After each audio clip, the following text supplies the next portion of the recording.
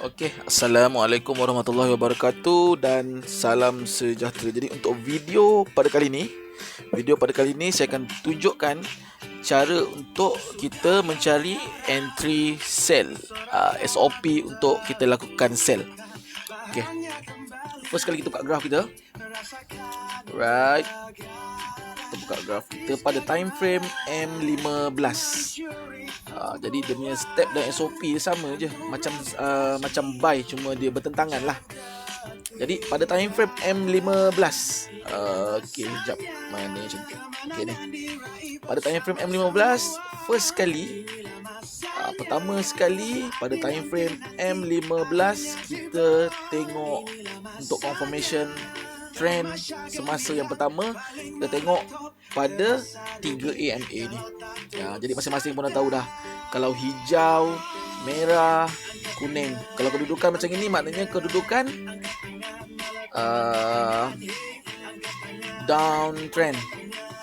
Kedudukan downtrend maknanya menurun. Bila kedudukan menurun ni maknanya kita cari setup untuk sell lah. Sell. Jangan lawan trend. Saya dah ingatkan, jangan lawan trend. Sebab apa kita ikut trend? Sebab dia punya risiko rendah, win ratio dia sangat-sangat tinggi. Okey, jadi first confirmation kita dah buat kat atas ni. Kita tengok pada main chart kita, kedudukan 3MA memang menunjukkan trend semasa adalah downtrend, trend menurun. First confirmation. And then second confirmation kita buat macam biasa. Second confirmation kita lihat pada MACD. Nampak ni? Ni kawasan saya marking ni. Ni kawasan sini sampai kawasan sini. Nampak? MACD dia punya bukit dia punya lembah dia berada di kawasan bahagian bawah. Ni belah atas kan? Ni bukit belah atas. Kalau bukit sebelah bawah ni maknanya confirmation kedua kita adalah memang confirm downtrend. First confirmation 3 EMA downtrend, and then second confirmation bukit ni lembah dia berada di kawasan bawah, maknanya sekarang adalah kawasan downtrend. Memang kita cari setup untuk lakukan sell. Okey, bila kita dah nampak pada time frame 16, kita dah tahu trend semasa adalah downtrend, confirmation second confirmation pun downtrend. Kita tunggu apabila torch 313 masuk ke kawasan overbought. Okey, nampak ni kawasan-kawasan overbought. Ni kawasan overbought yang terbaik ni. Ingat, cecah 100 adalah overbought yang terbaik. Cecah 100 adalah overbought terbaik. Cecah 100. Yang tak cecah 100 ni pun, yang masuk kawasan overbought ni pun, kita boleh lakukan entry juga. Okey, jadi kita ambil yang mana-mana kita boleh ambil. Ni pun boleh ambil, ni pun boleh ambil, sebab sekarang memang trend menurun pun. Jadi kita ambil satu. Kita ambil yang kita ambil yang ni. Bila keadaan pada time frame M15 kita dah confirm trend downtrend, second confirmation MACD menunjukkan downtrend juga. Kita tunggu torch 313 masuk ke kawasan overbought. Kalau dia touch pada 100, itu adalah yang terbaik untuk kita entry. Kalau tak masuk pun tak apa. Kalau masuk dan dia cuba untuk membengkok, kita nampak dia bentuk stoch tu dah mula-mula membengkok, dah nampak dia gaya-gaya dia nak berpatah balik ke bawah. Itulah waktu dan ketika untuk kita lakukan entry. Okay, sekejap. Right. Kita ambil contoh satu yang ni lah. Contoh satu yang ni overbought di kawasan M15. Jadi saya nak tandakan sikit. Okey, ni dah.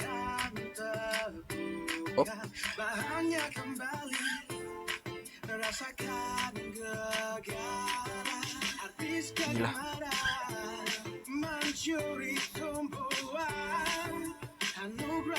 Satu lagi.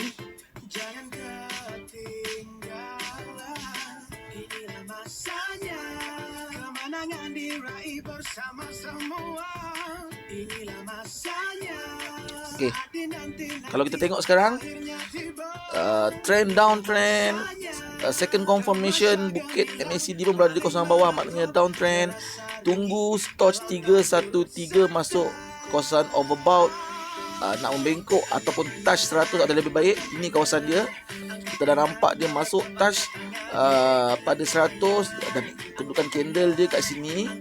Okey, bila dah nampak situasi macam gini, terus cepat-cepat kita tukar kepada time frame M1. Okey, sekejap.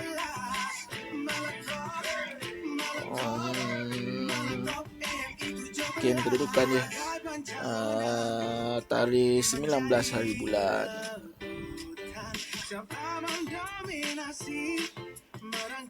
Okey, ni dia. Ni dia kedudukan dia pada di time frame 15. Cepat-cepat kita tukar daripada time frame M15, kita pergi kepada time frame M1. Sebab dekat M1 ni lah tempat kita nak entry. Okey, ni dia. Okey, dan kita tanda pada time frame M15 tadi. Saya kecil sikit Okey, ni kawasan dia. Dan kalau kita tengok pada Stoch 313, nampak petunjuk dia. Dia pun dah berada di kawasan overbought di time frame M1. Jadi kena ingat satu perkara yang penting, saya ulang sekali lagi, pada time frame M15 kita buat confirmation dengan 3 EMA, confirmation trend 3 EMA dan bukit MACD ni. Tetapi pada time frame M1, kita abaikan 3 EMA ni.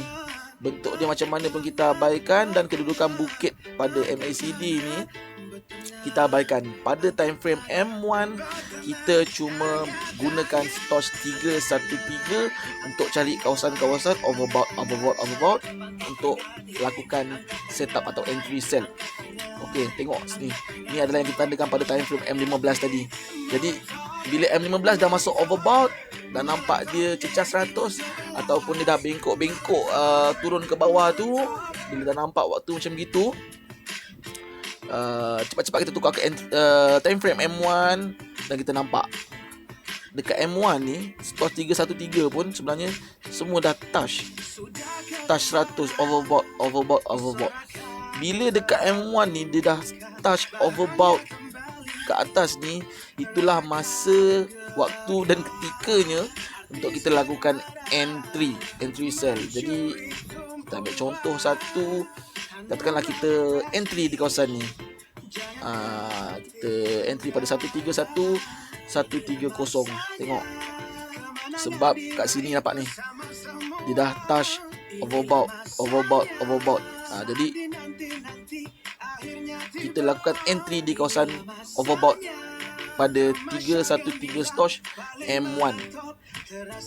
Jadi kita entry pada 130. Tengok apa jadi pada time frame 15. Nampak tak? Nampak? Ini adalah kawasan overbought pada time frame M15. Sama je kawasan overbought pada time frame M15. Memang dia akan selari punya.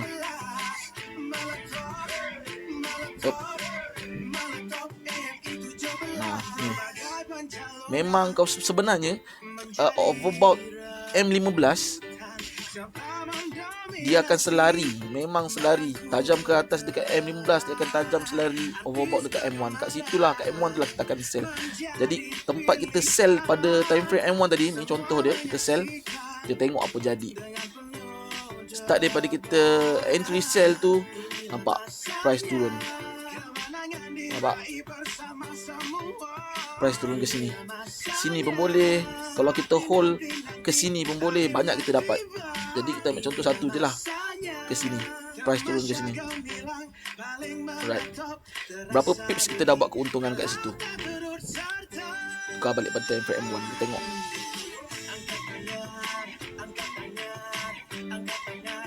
Alright. Okay, ini dia tempat kita lakukan entry tadi.